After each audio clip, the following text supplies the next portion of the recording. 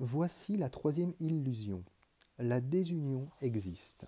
La seule manière d'échapper à l'énigme de la deuxième illusion consistait à en créer une troisième. Le Créateur ne faisait pas qu'un avec toutes ses créatures. Cela exigeait de l'esprit humain qu'il trouve possible l'impossible, que ce qui est un ne soit pas un, que ce qui est unifié soit en fait séparé. Voilà l'illusion de la désunion, l'idée que la séparation existe. Votre espèce a soutenu que si les créatures étaient séparées du Créateur et que si le Créateur les laissait faire tout ce qui leur plaisait, il leur serait alors possible de faire quelque chose que le Créateur ne voulait pas qu'elles fassent.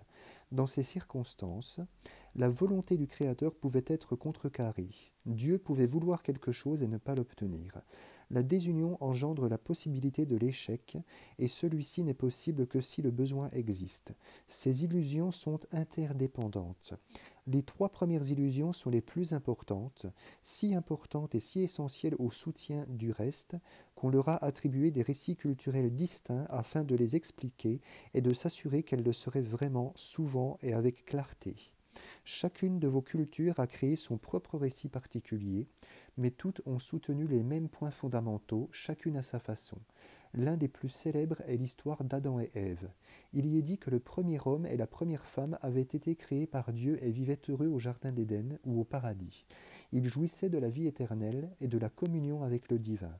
En échange de cette vie idyllique offerte en cadeau, Dieu n'aurait ordonné qu'une chose, ne pas manger du fruit de l'arbre de la connaissance du bien et du mal. D'après cette légende, Ève goûta tout de même à ce fruit et désobéit ainsi aux ordres, mais ce n'était pas entièrement sa faute. Elle fut tentée par un serpent, qui était en réalité un être que vous appelez Satan ou le diable. Qui est donc ce diable?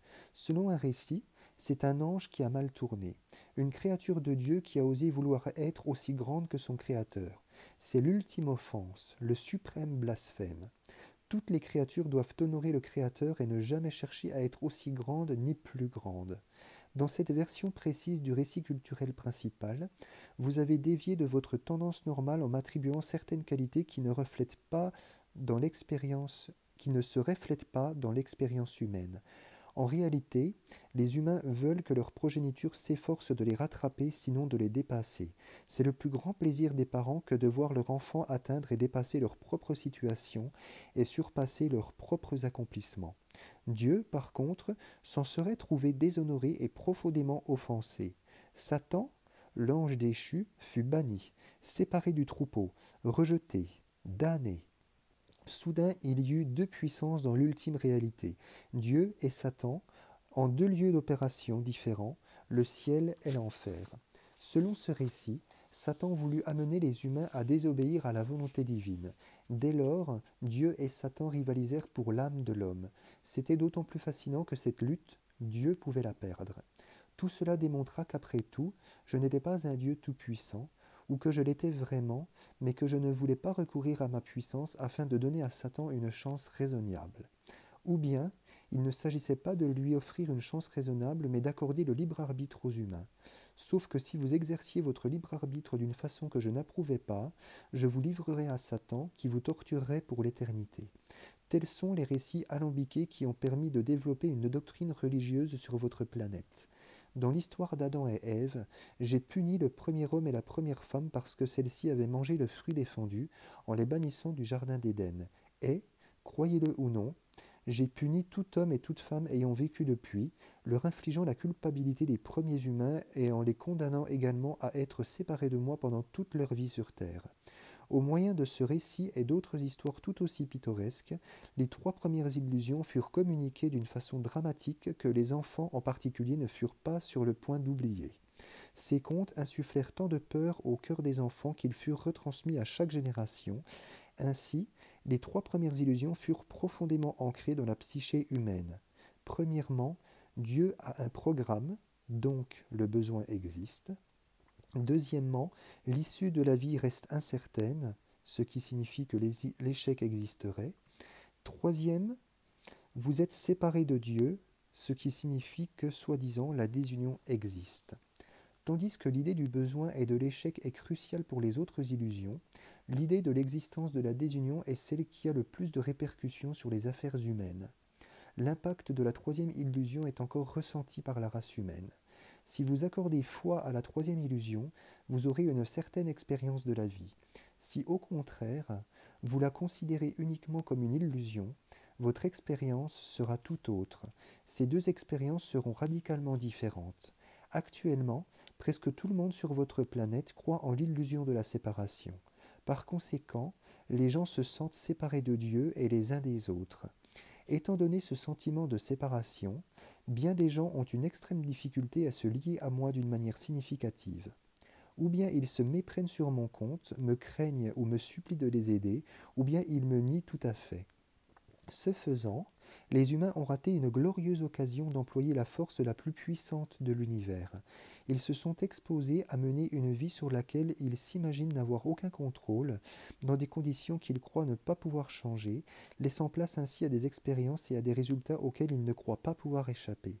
Ils mènent une vie de désespoir tranquille, offrant leur douleur, la subissant volontiers, croyant que leur silencieuse bravoure leur vaudra suffisamment de faveur pour entrer au ciel, où ils recevront leur récompense. Souffrir sans se plaindre peut être bon pour l'âme, et pour plusieurs raisons, mais l'assurance d'une récompense céleste n'en est pas une. Le courage est une récompense en soi, et il ne peut y avoir de bonnes raisons à faire souffrir les autres en se plaignant par exemple. Par conséquent, le maître ne se plaint jamais. De la sorte, il réduit la souffrance tant dans son entourage qu'en lui-même.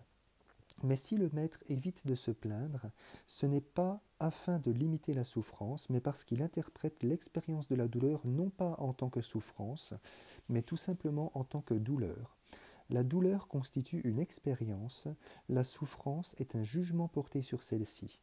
Pour bien des gens, la douleur est injuste et ne devrait pas survenir, mais c'est précisément dans la mesure où la douleur est acceptée comme une chose parfaite que la souffrance peut être éliminée de la vie. C'est grâce à cette interprétation que les maîtres surmontent toute souffrance, même s'ils ne peuvent échapper à toute douleur. Même les gens qui n'ont pas atteint la maîtrise ont vécu la différence entre la douleur et la souffrance. Se faire arracher une dent qui fait mal, c'est par exemple une douleur bienvenue. Leur sentiment de séparation par rapport à moi empêche les humains de recourir à moi, de m'invoquer, de vivre en amitié avec moi, d'exploiter tout le potentiel de mon pouvoir de création et de guérison pour mettre fin à la souffrance ou pour toute autre fin. Leur sentiment de séparation les uns par rapport aux autres les amène à se faire mutuellement toutes sortes de choses qu'ils ne se feraient jamais à eux-mêmes. En ne voyant pas que c'est à eux qu'ils le font, ils produisent et reproduisent des résultats indésirables dans leur vie quotidienne et celle de la planète. On a bien dit que la race humaine affrontait les mêmes problèmes que depuis l'aube de l'histoire, c'est vrai, mais peut-être à un degré moindre. L'avidité, la violence, la jalousie et d'autres comportements qui, vous le savez, ne font de bien à personne sont encore adoptés par des membres de votre espèce, bien qu'ils le soient à présent par une minorité. C'est là un signe d'évolution de votre part. Mais les efforts de votre société ne visent pas tant à changer ces comportements qu'à les réprimer. On croit que la punition les corrigera. Certaines gens ne comprennent pas encore qu'à moins de rectifier les conditions sociales qui créent et attirent les comportements indésirables, on n'améliorera rien. Une analyse véritablement objective le prouve, mais bien des gens l'ignorent et continuent de tenter de résoudre les problèmes sociaux avec l'énergie même qui les crée. Ils essaient de mettre fin au meurtre par le meurtre, à la violence par la violence, à la colère par la colère. Ce faisant, ils évitent de voir leur hypocrisie et par conséquent lui donnent corps. Le fait de reconnaître les trois premières illusions en tant que telles empêcherait tout le monde de nier l'unité de toute vie et de menacer de détruire toute vie sur votre planète. Bien des humains continuent de se considérer comme séparés les uns des autres, de toutes les choses vivantes et de Dieu. Ils voient qu'ils se détruisent, mais font semblant de ne pas comprendre comment. Ce n'est sûrement pas, disent-ils, à cause de leurs gestes individuels. Ils ne voient pas de lien entre leurs choix et leurs décisions et le monde dans son ensemble. C'est ce que croient nombre de gens et, si vous voulez qu'ils changent, il vous appartient, à vous qui comprenez véritablement la cause et l'effet, de les changer, car vos semblables humains ne voient aucun effet négatif sur l'ensemble dans le fait d'abattre des milliers d'arbres chaque semaine pour recevoir leur journal du dimanche. Ils ne voient aucun effet négatif sur la collectivité dans le fait de libérer des impuretés de toutes sortes dans l'atmosphère afin de garder leur mode de vie intact. Ils ne voient aucun effet négatif sur la société dans le fait d'utiliser des combustibles fossiles plutôt que l'énergie solaire. Il ne voit aucun effet négatif à tout cela, affirme-t-il, et ajoute même en avoir assez d'entendre dire le contraire. Il ne voit aucun effet négatif dans le fait de fumer, de manger de la viande rouge à chaque repas ou de consommer de grandes quantités d'alcool, et ils en ont assez d'entendre le contraire. Ils n'y voient aucun effet négatif et en ont assez d'entendre dire le contraire. Ils se convainquent que les comportements individuels n'ont pas sur l'ensemble d'effets négatifs, au point de le faire s'effondrer, que ce ne serait possible que si rien n'était séparé, si, en effet, l'ensemble se faisait tout cela à lui-même. Est-ce que c'est stupide? Que la troisième illusion soit vraie, que nous sommes séparés. Pourtant, les gestes séparés de tous les êtres séparés qui ne sont pas en union les uns avec les autres et avec toute la vie semblent avoir un effet très réel sur la vie même. Maintenant, du moins, de plus en plus d'humains le reconnaissent petit à mesure qu'ils se détachent de la pensée culturelle primitive pour développer une société plus évoluée. Et ce, grâce à votre travail et à celui de vos semblables. Car vous avez élevé votre voix, vous avez sonné l'alerte, vous vous êtes mutuellement réveillés, chacun à votre façon, certains avec calme et dans le cadre d'une démarche individuelle et d'autres en groupe. Jadis, vous n'étiez pas si nombreux à vouloir et à pouvoir réveiller les autres. Ainsi, la masse vivait profondément enfoncée dans les illusions, perplexe. Pourquoi le fait d'être séparés les uns des autres devrait-il poser un problème?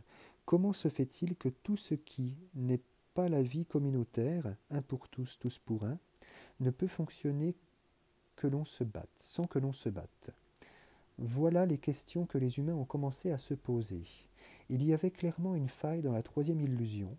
Elle aurait dû révéler la fausseté de l'idée de désunion, mais les humains savaient, très profondément, qu'ils ne pouvaient abandonner l'illusion sous peine de voir alors la fin de quelque chose d'essentiel.